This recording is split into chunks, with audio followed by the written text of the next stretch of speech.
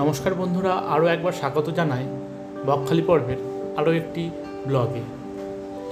তো আমরা কিছুটা সময় হেনরিজ আইল্যান্ডে কাটানোর পর এখন চলে আসছি ভেনফিস হারবারের উদ্দেশ্যে।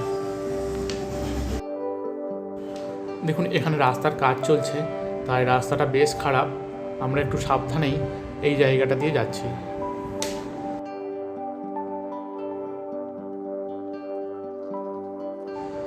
এখানে প্রবেশ করতে গেলেও একটি টিকিট কাটতে হবে, যার মূল্য 15 টাকা।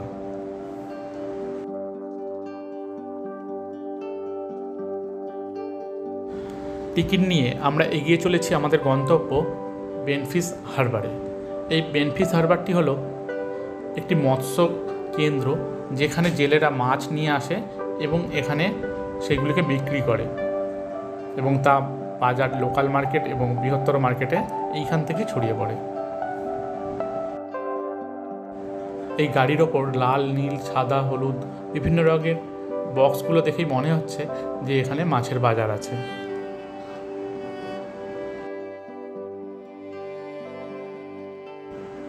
এই জায়গাটি হচ্ছে কি পার্কিং জোন। আপনারা গাড়ি নিয়ে আসলে এখানে পার্কিং করবেন, তারপরে কিন্তু ফিশ হারবারে যেতে পারবেন। আমরা যেহেতু বাইক নিয়ে এসেছি, তাই আমরা পার্ক না করেই সামনের দিকে এগিয়ে যাচ্ছি।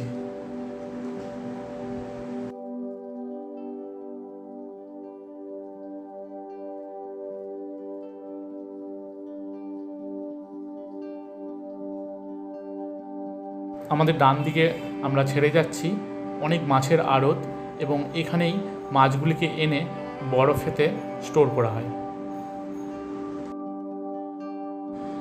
দেখুন, আমরা চলে এসেছি একদম নদীর পাশেই, এবং এখানে বেশ বড় অনেকগুলি ঘাট করে দেওয়া আছে, যেইখানেতে এই বোটগুলিকে বেঁধে রাখা হয়। আমরা বাইকটা পার্ক করলাম এখানে। আরও একটা কথা বলে রাখা দরকার, যারা জম্মু দ্বীপে ঘুরতে যাবেন তারা কিন্তু বোটগুলিকে এইখান থেকে রিজার্ভ করতে পারেন। যেহেতু এখন অনেক মানুষের সংখ্যা কম, তাই ওনারা যাবেন না, তাই আমরাও হেনরিজ আইল্যান্ডে যাচ্ছি না। এই দেখুন, এখানে একটি বোট এসেছে, যাতে অনেক মাছ ওনারা এনেছেন, সেইগুলোকে দেখতে আমরা এখন বোটের সামনে যাচ্ছি।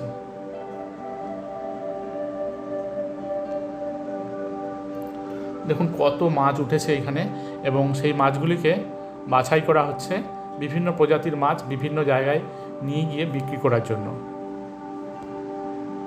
এবং সেইগুলিকে বিভিন্ন দরদামে বিক্রি করা হবে। তাই সবাই এখানে মাছগুলিকে পরিষ্কার করে নিচ্ছেন এবং বাছাই করে নিচ্ছেন। দেখুন, দূরের দিকে আরও একটি বোট আছে, যেখানেও মাছ এসেছে। এই একটি বোট, যেহেতু এখন দুপুরের সময়, তাই এখন কিন্তু বোট কম আসছে। সকালের দিকে আসলে আমরা কিন্তু অনেক মাছ এখানে দেখতে পেতাম।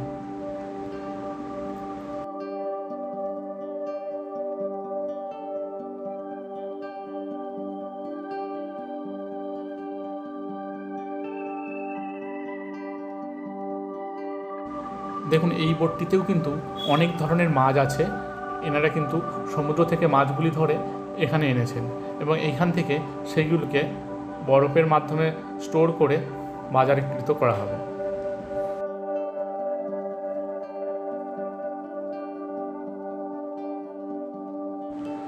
এখানে যে রেল লাইনের মতো পাতগুলিকে রাখা আছে, এগুলো দেখতে পাচ্ছেন, এই পাতগুলির মাধ্যমেই কিন্তু বোটগুলোকে উপরে তোলা হয়, এবং যদি কোনো মেনটেনেন্স করার দরকার পড়ে, সেগুলিকে ওখানে মেনটেনেন্স করে আবার কিন্তু এই নদীর জলে নামানো হয় এবং এখান থেকে সমুদ্রেতে পাড়ি দেয়। দেখুন, এই সমস্ত বোটগুলোতে মানুষজন এখনও কিন্তু খাওয়া দাওয়া করছেন, এবং তারা এই বোটের মধ্যেই রান্না করেন, বোটের মধ্যেই তাদের সংসার জীবন সমস্ত কিছুই। এবং অনেকে কিন্তু জালগুলিকে ছাড়াচ্ছেন, মানে জালের কাজ করছেন, আবার কিন্তু সমুদ্রে মাছ ধরতে যাওয়ার জন্য।